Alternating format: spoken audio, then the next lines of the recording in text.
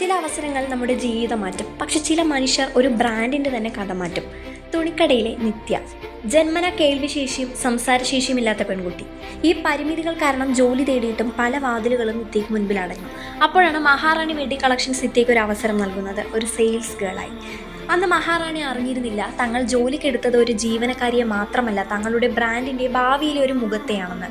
നിത്യയുടെ ആത്മാർത്ഥതയും കഠിനാധ്വാനവും കണ്ടറിഞ്ഞ മഹാറാണി wedding collections അവൾക്ക് കേൾക്കാൻ സഹായിക്കുന്ന ഹിയറിംഗ് എയ്ഡ് സമ്മാനമായി നൽകി. നിത്യയ്ക്ക് അതൊരു സമ്മാനം മാത്രമല്ലായിരുന്നു, തന്നെ മനസ്സിലാക്കിയ ഒരാളുടെ സ്നേഹമായിരുന്നു. പക്ഷെ അതിനേക്കാൾ വലിയൊരു സർപ്രൈസ് നിത്യയെ കാത്തിരിക്കുന്നുണ്ടായിരുന്നു. ഒരു ദിവസം സ്വന്തം ഫോട്ടോ മഹാറാണി വെഡ്ഡിംഗ് കളക്ഷൻസിന്റെ വലിയ ഫ്ലെക്സി.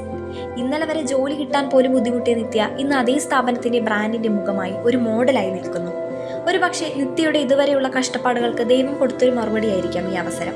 പക്ഷേ ഈ കഥയിൽ വിജയിച്ചത് നിത്യ മാത്രമല്ല, നിത്യയെ ചേർത്ത് പിടിച്ച മഹാറാണി വെഡ്ഡിംഗ് കളക്ഷൻസും വിജയിച്ചു. കാരണം ഒരു ബ്രാൻഡ് വളരുന്നത് വസ്ത്രങ്ങളിലൂടെയും പരസ്യങ്ങളിലൂടെയും മാത്രമല്ല, മനുഷ്യനെ ചേർത്ത് പിടിക്കുന്ന മനസ്സിലൂടെയാണ്. ഒരു സെയിൽസ് ഗേളായി എത്തിയ നിത്യ ഇന്ന് അതേ ബ്രാൻഡിന്റെ മുഖമായി മാറിയിരിക്കുന്നു. ചിലപ്പോൾ ഒരു ചെറിയ അവസരം ഒരു മനുഷ്യന്റെ ജീവിതം മാത്രമല്ല, ഒരു ബ്രാൻഡിന്റെ ചരിത്രം പോലും മാറ്റും.